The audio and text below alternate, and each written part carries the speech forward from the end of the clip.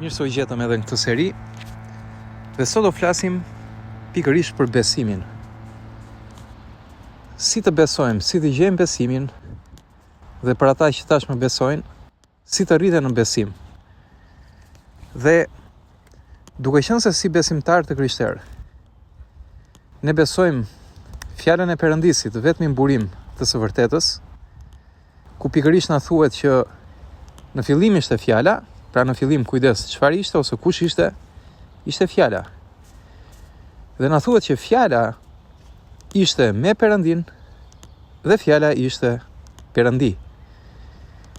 Pra kuptojmë që fjala ishte Perëndi.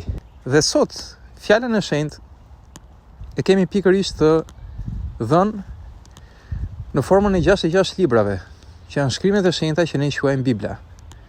Dhe vargu që do flasim për sot është pikërisht i gjendur tek letra e Romakëve, kapitulli 10, vargu 17, ku na thuhet: besimi pra vjen nga dëgjimi, dhe dëgjimi nga fjala e Perëndisë. Pra shohim që ky varg na zbulon pikërisht burimin e vërtet të besimit. Pra kujdes, them të vërtet sepse mjaft njerëz i besojnë më tepër burimeve të tjera, të cilat nuk vijnë prej Perëndisë. Disa thonë dëgjoja të zërin e brendshëm, ose i besoj dikujt në internet, ose të tjera burime. Por fjala e shenjtë e profetizuar na thot pikërisht që besimi vjen nga dëgjimi dhe dëgjimi nga fjala e Perëndisë. Që do thot ky është burimi i vetëm, i vërtet dhe i sigurt. Dhe nëse shkojmë te ky burim, atëherë do kemi dhe besimin e vërtet. Dhe ky besim i vërtet, sikur se fjala na tregon, na sjell në besimin shpëtues. Pra shpëtimin e përjetshëm të shpirtit ton. Dhe nëse jemi të shpëtuar, mund ta dallojmë këtë gjë teksa ndërtojmë një marrëdhënie me Perëndin. Pra shohim që Perëndia na flet, Perëndia na drejton, tashmë jo vetëm prej fjalës së tij, por në frymën e shenjtë, që ai na jep për të njohur fjalën, për të pasur zbulesën e tij, për të pasur dhe forcë, urtësi dhe plot dashuri për të jetuar sipas fjalës së tij. Pra shohim që besimi i vërtet, të dashur miq dhe ju dëgjues, nuk është emocion. Emocionet ne e dim, janë ndjenja.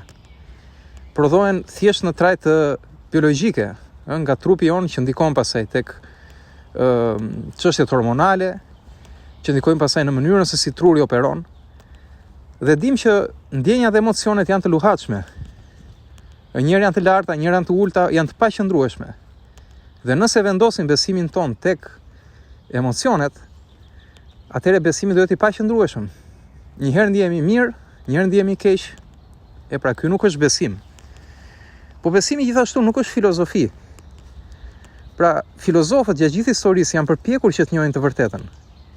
Por as edhe një shkollë e filozofisë gjatë gjithë këtyre shekujve nuk ka garantuar që po jep ose ka njohur të vërtetën absolute.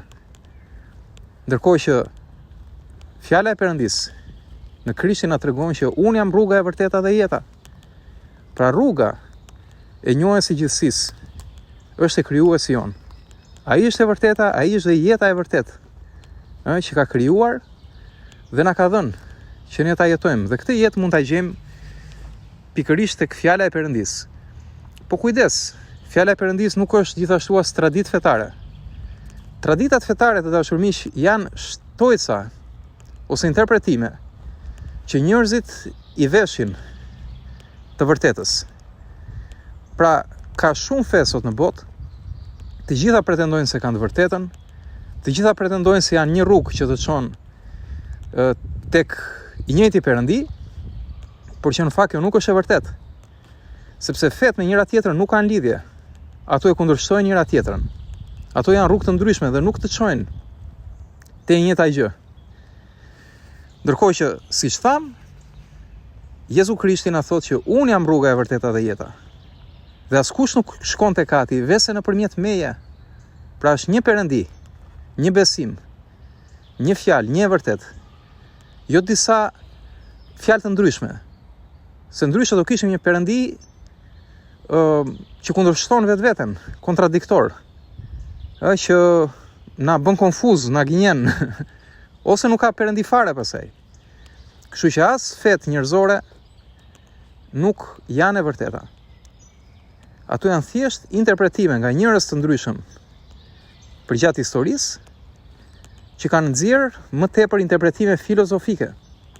Një fe shumë popullore sot në botë është budizmi ose hinduizmi. Vet Buda ka thënë që ai nuk është hynor, është thjesht një filozof. Por pas vdekjes së tij, njerëzit e morën këtë personazh dhe e bën si shenjtor dhe fillojnë ta adhurojnë sot. Sikur të ishte perëndi, ndërkohë që ai vetë thoshte që nuk ka perëndi, nuk ka asgjë përtej kësaj jete. Pra këtë bëjnë njerëzit dhe këtë vazhdojnë e bëjnë edhe në krishterrim. Kemi shumë tradita të ndryshme që më tepër mitizojnë njerëzit dhe fillojnë të adhurojnë njerëzit se sa vetë perëndin, që është i përjetshëm. Pra, pam të gjitha këto të dashur miq dhe tham që nuk është emocion besimi, nuk është filozofi dhe as traditë fetare. Besimi vërtet lind vetëm kur ne vendosim të dëgjojmë me veshët e zemrës tonë, le të themi, të shohim me sy shpirtëror atë që fjala e Perëndis na thot. Sepse fjala e Perëndis, të dashur miq, është si një far që fryma e shenjtë, që është vetë Perëndia, përdor për të mbjell në zemrat tona dhe për të rritur dhe forcuar besimin në ne. Dhe për këtë ne na duhet një dëgjim aktiv. Një dëgjim që e dëgjon fjalën e Perëndis si të ishte ajo që është, pikërisht fjala e Perëndis dhe jo fjalë njerëzish. Dhe ky do na çonte te një dëgjim i sinqert, që të çon gjithashtu te një besim aktiv dhe i sinqert. Pra kjo do thotë që nuk mjafton thjesht ta dëgjojmë vetëm një herë fjalën e Perëndis dhe kaq. Vetë Jezusi na ka thirrur dishepuj. Dishepuj do thotë nxënës. Dhe nëse ecim me mësinë e dishepullit, pra të nxënësit, atëherë do shohim që vlen që fjalën e Perëndis ta dëgjojmë vazhdimisht dhe t'i kushtojmë shumë rëndësi. Sepse është fara në fakt, e mbjell në ju, thot apostulli Pjetër, e cila mund t'ju shpëtoj shpirtrat tuaj, thot. Pra këtë instrument ka dhënë Perëndia për shpëtimin e kujdo. Besimin, dhe besimi, tham, vjen nga dëgjimi. Dhe nëse lexojmë fjalën e Perëndis, dhe nëse mendojmë, meditojmë, pra reflektojmë vazhdimisht për mesazhin e saj, atëherë do rritemi në besim dhe do jemi të krishterë. Por si ta aplikojmë të në jetë? Kuptojmë që jeta ka momente të ndryshme, situata të ndryshme, ka sfida, ka çaste kur nuk ndihemi shumë të dhënë pas fjalës.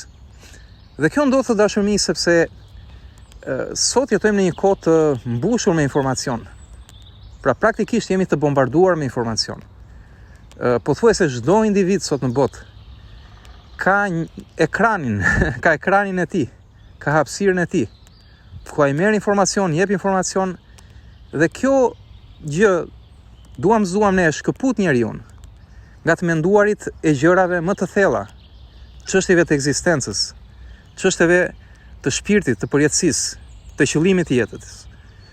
Dhe kur njeriu nuk rrënjoset te qëllimi i jetës, por rrënjoset vetëm në informacione të përditshme rutinë, që nuk kanë asgjë që mund t'i garantojnë atij përjetësinë, atëherë ndodh që ai bëhet pjesë e disa aktiviteteve që mund të quhen toksike. Edhe pse njeriu nuk e kupton, ai në fakt është prej këtyre aktiviteteve. Pra aktivitete rutinë që quhen si aktivitete të rëndomta, që nuk t'i japin asgjë.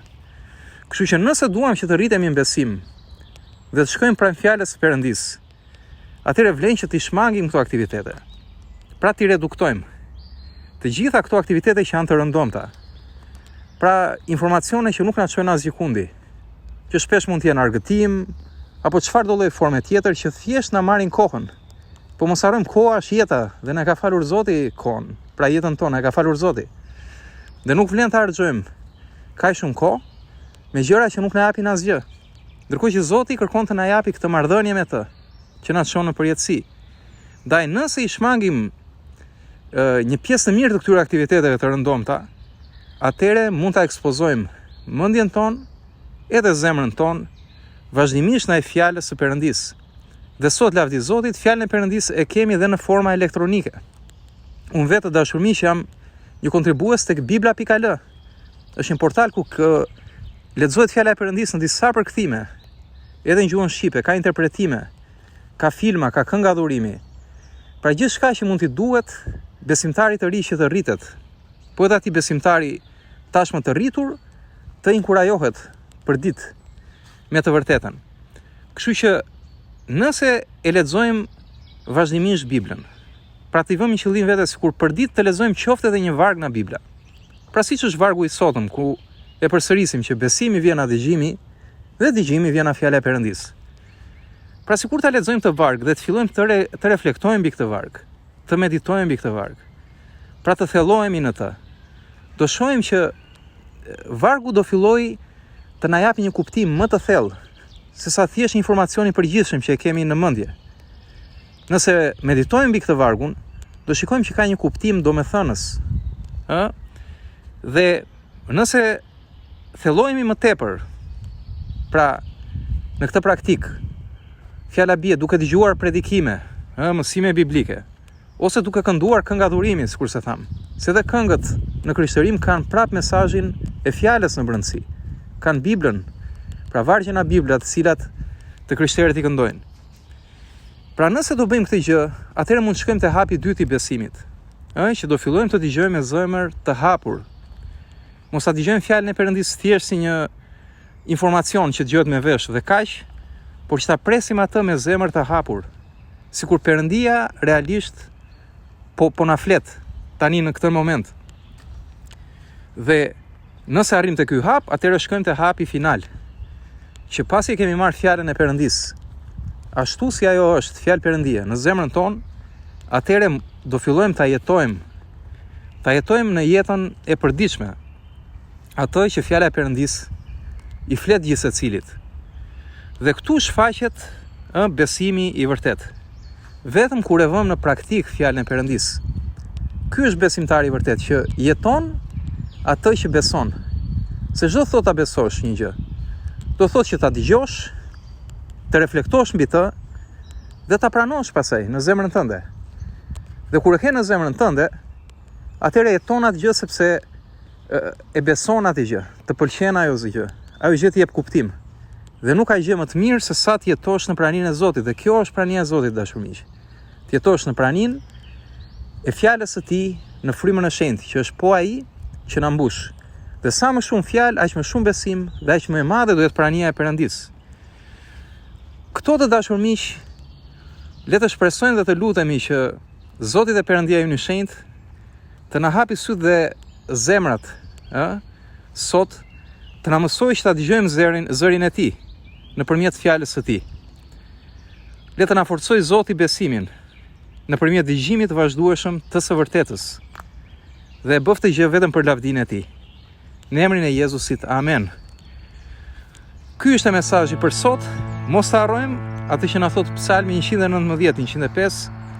Fjala e Perëndis është një llampë në këmbët tona, që do të thotë është drita e jetës tonë, teksa ne jetojmë dhe ecim përpara. Dhe nëse ecim përpara me Zotin, do jemi gjithmonë të sigurt në praninë e Tij. Amen. Zoti t'ju bekojë të gjithëve dhe miru dëgjofshin.